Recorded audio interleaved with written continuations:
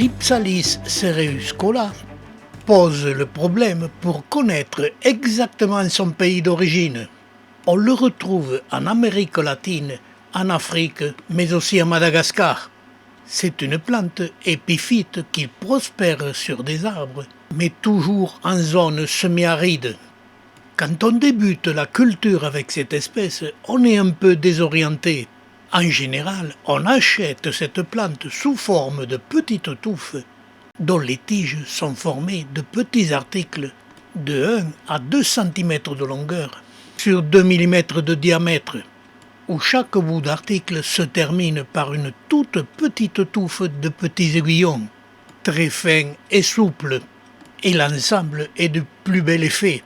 Et quand on ne connaît pas la culture de cette plante, on est vite désorienté, car dès qu'on la repique, qu'on lui donne de la nourriture, elle développe des tiges très longues pouvant atteindre 40 cm de longueur et qui se terminent toujours par la division du sommet de cette tige, qui finissent par se diviser et reformer ces petites touffes d'articles. Et dès qu'on a compris la façon de se développer de cette espèce, il faut résoudre le problème comment faire fleurir cette plante.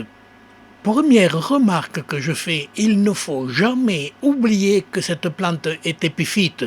C'est une cactacée, mais elle vit à peu près comme les tillandsias. Il lui faut pratiquement très peu de nourriture. Et sur les arbres, il n'y a pas de terre, ni de terreau, simplement quelquefois un tout petit peu d'humus. Et dans la nature, ces longues tiges se développent pendant les périodes courtes mais très abondantes en pluie en zone semi-aride. Par la suite, elle ne développe plus ces longues tiges mais ces tout petits articles. Et dès qu'elle a terminé le développement de ces petits articles, elle fleurit.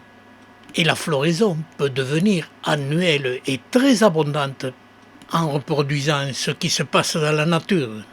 En fait, ce qu'il faut faire dès que l'on est en possession de cette plante, il faut la cultiver en vase en suspension avec très peu de terreau, comme ici dans cette vieille casserole, emboutie sur sa base pour qu'elle retienne un peu de terreau, avec un petit trou percé sur sa base pour que l'excès d'eau s'évacue, et la casserole métallique est suspendue à l'extérieur et en plein soleil.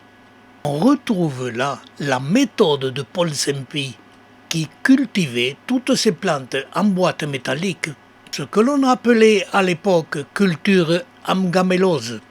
Mais croyez-moi, depuis que je cultive cette plante de cette façon, elle me fleurit abondamment chaque année.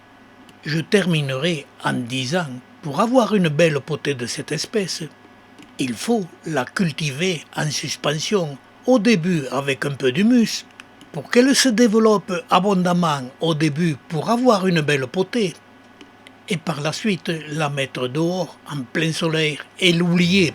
Et comme cela, on obtient cette superbe floraison.